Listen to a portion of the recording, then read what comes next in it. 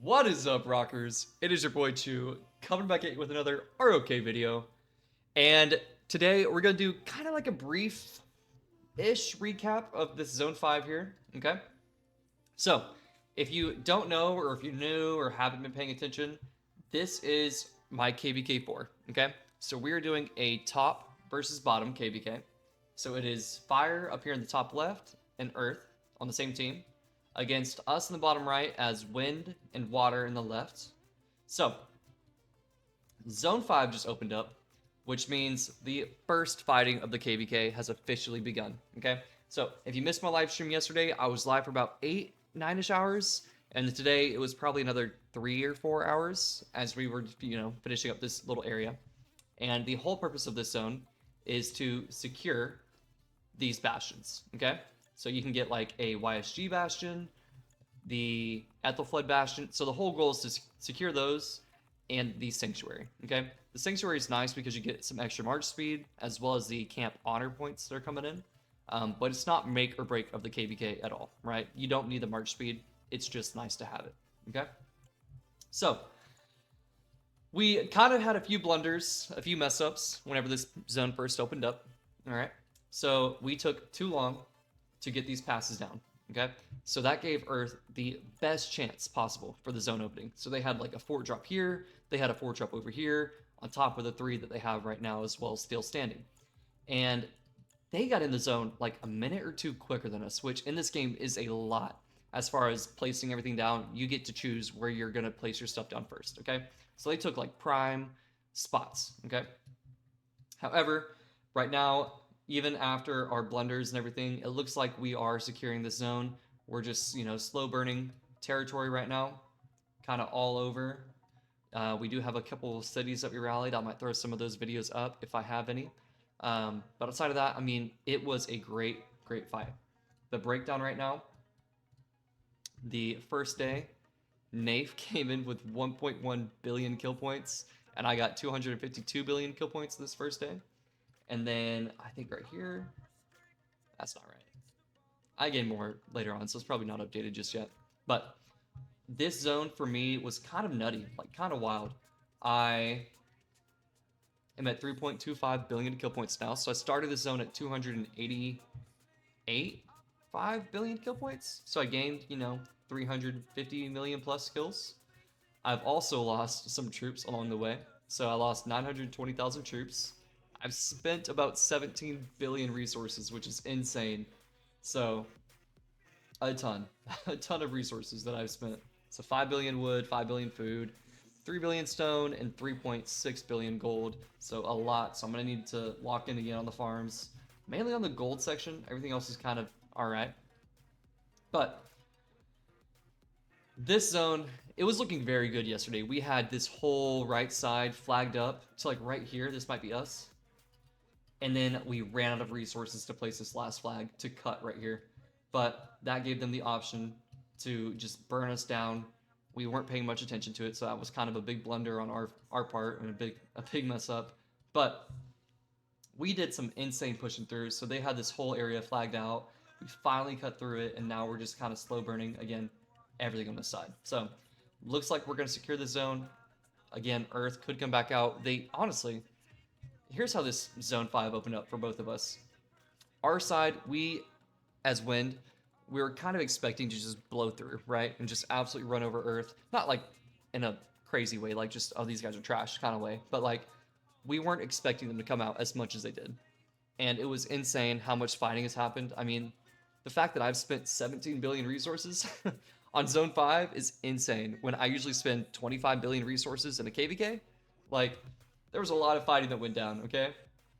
I mean, the top guy pulled down a billion plus kill points, right? And then the Absolute came in with 800 billion, or 800 million. So, I mean, a lot of KP and kills were gained in this zone. So, kind of wild for a Zone 5.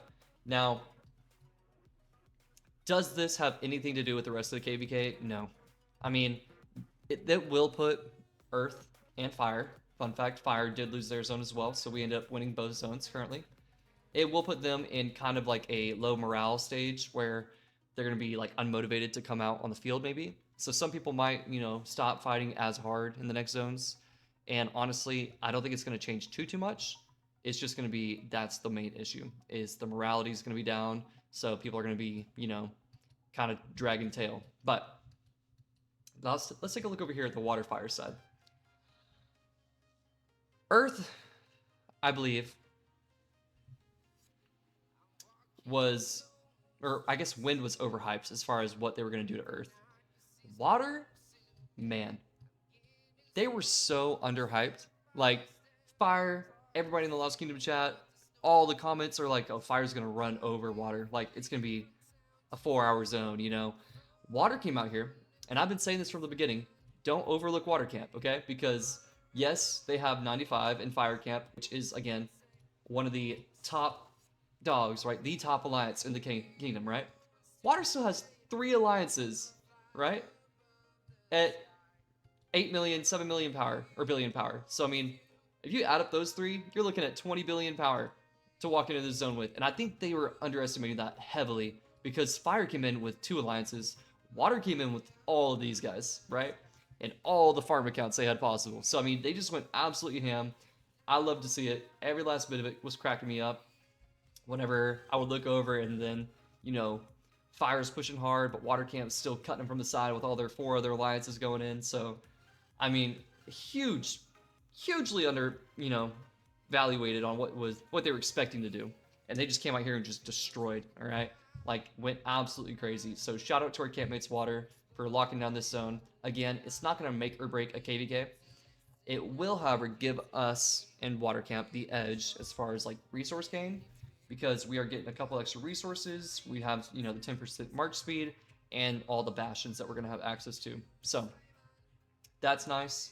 It is going to be a good thing for us. If we take a look at their battlefields, Sponge came in with 900 million kill points. And we have 800. Hallux, if you don't know, Hallux is a YouTuber as well. Feel free to check out his channel. I'll probably have it included in the description below. As well as Maffu. Maffu's in this 95 as well. So I'll put both their channels up there. But Hallux is a great YouTuber. He's coming up. So feel free to watch some of his videos. Sorry, I'm vomiting up the mouth right now. Purple Lotus. I got some strong people in here. Pooty. Okay. I think that was another kicker. Is Pooty and Queenie have like some of the best garrisons. So let's take a look here. I asked Pooty to send me some of the reports, and he so kindly did, as well as his gear sets. We will check that out as well. But if we look, if you're taking 3-to-1 trades constantly, it'll make or break the outcome of your KVK, okay? So Fire is taking 3 times the amount of deads that Water was. And, I mean, seriously, it really just starts to stack up. And it's all over the place, right? 3-to-1, 3-to-1, 3-to-1, left and right, okay? So Pooty's Garrison was just going absolutely ham against everything that was thrown at it. So shout out to my boy Pooty. Shout out to my friend Queenie. I didn't get any of her, you know, Garrison gear and stuff. But Pooty was so kind to send it over. So here's his Gorgo. He is running T5 on 4 of his pieces, and then T2 on the other ones, which, if you don't know, you do not need to have T2 or T5 on your gloves or your boots. So always put those T2 to get the extra defense, or the extra 1.5% stats. And everything else you want to get to T5 because it will have a special talent that is actually useful, okay? Otherwise, these 2 give you march speed, which is good, but you don't need it to Garrison. So, insane, best of the best gear. The only thing you could do different is T5 these 2, as well as get the crit on the horn. But outside of that, absolutely insane gear. His armaments are also up there on par with being on the just S tier level of insanity. So 3 legendary inscriptions, and then a double inscription on this with, again, just great stats across the board. Everything's basically above a 10. The health is slightly lacking, but I mean, whenever you have the gear and everything else to add up for it, it's fine. He's killing it, okay? So his Gorgo Toku went absolutely ham. Shout out to my boy Pooty. Shout out to my friend Queenie as well. But again, outside of that, Zone 5 doesn't make or break a KVK, okay? So it just gives you access to Bastions and the Sanctuary, which the Sanctuary is only going to give us 10% march speed on top of the honor points, okay? So I still fully expect, you know, the next zone, the next pass fights to be absolutely ham. Again, it might demoralize Fire and Earth Camp right now, but again, it is what it is. That's going to happen in the game regardless. I just really hope they come out swinging. I'm hyped for, you know, the next shrine and everything that we're going to have, the altar fighting, and Pass 7. So I'm probably going to steer all of my focus towards Pass 7 and preparing my account for that. So over the next couple days, I'll be just chaining like no other, going absolutely ham, trying to get as much Crystal Tech as I can for Pass 7. I think it hits in like a week or two. So we have what, 2, 4, 6 days for Pass 5, and then 7, 8, 9 days for Pass 6, 10, 11, 12, 13, 14, 15, 17, 18, 19, is this 7? 22 days? 20 days? Man, that's a lot longer than I thought. Okay. That's a lot longer. Man, you got 20 days of no fighting? Like, we'll have Pass 6, but wow, 20 days, really? Okay. I got 20 days. Here's my progression thought, okay? So, I am right now sitting at 55,000 honor points. So I'm in 39th, and in my alliance, I am in the top 10. I'm thinking over the next 20 days, maybe I'll chain up like 8,000 to 12,000 honor points every day. So I'll be sitting at like 200 something thousand, maybe 250. That's the goal. If I got 20 days, let's go to 250,000 honor points, right? So that's going to secure me a ton of crystals, which I really need for all my crystal tech. Because right now I am looking like this. So this is going to go up to 10 here soon. And then I need to upgrade everything else, okay? So I focused on infantry. Next, I want to focus on my capacity and my damage increase for the altar fights. But what did we get in Zone 5? Let's take a look.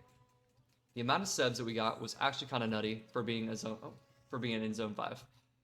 I got 22 million subs. So I didn't hit 30 million. I was kind of hoping I could. I was kind of hoping I hit 500 million kill points, but 350 million is not bad. Still a good, you know, chunk of change. But before we go into Pass 7, I will probably have the 30 million sub wounds just from altar fighting alone, because I do have 2 marches I can run in the altars now, so that is nice. As far as crystals spent, I've spent 50 million. So we're almost to the 75 million. By the time that we get to Pass 7, I will probably be there. So again, the goal, Pass 7, I want to be at 250,000 honor points. I will probably hit it. I'm kind of a crazy chainer. If you know who I am, I like to chain. But stay tuned. I'll probably just do a bunch of chaining streams. I guess let's also check out my resources and my speed ups, because I did use a ton. I haven't touched a bag. But speed ups wise, I'm down to 1,389 days. I guess, and 17 hours and 3 hours of healing, whatever. But I started off with like 60 days of healing and 1,700 days of universals. So now that we're going to be down to like no fighting, because Zone 5, there's no point in re-pushing into Zone 5. Like, maybe they do. I highly doubt it. But let's see how many speeds that I get over the next coming days with chaining and all of the crystals, purchases that are going to be happening and everything. So let's just see how many gold chests that we get, okay? So 1389 for universals, 3 hours, and then 32 days of building, 55 and 56 days of training, okay? I'm curious to see how this updates, so this is just kind of for me. And then as far as my bag goes, again, 2.8, 2.9, 1.7, and then 800. By Pass 7, I expect I'll be at like 3.5 food and wood, 2.5 stone, and then 1-ish and a half gold.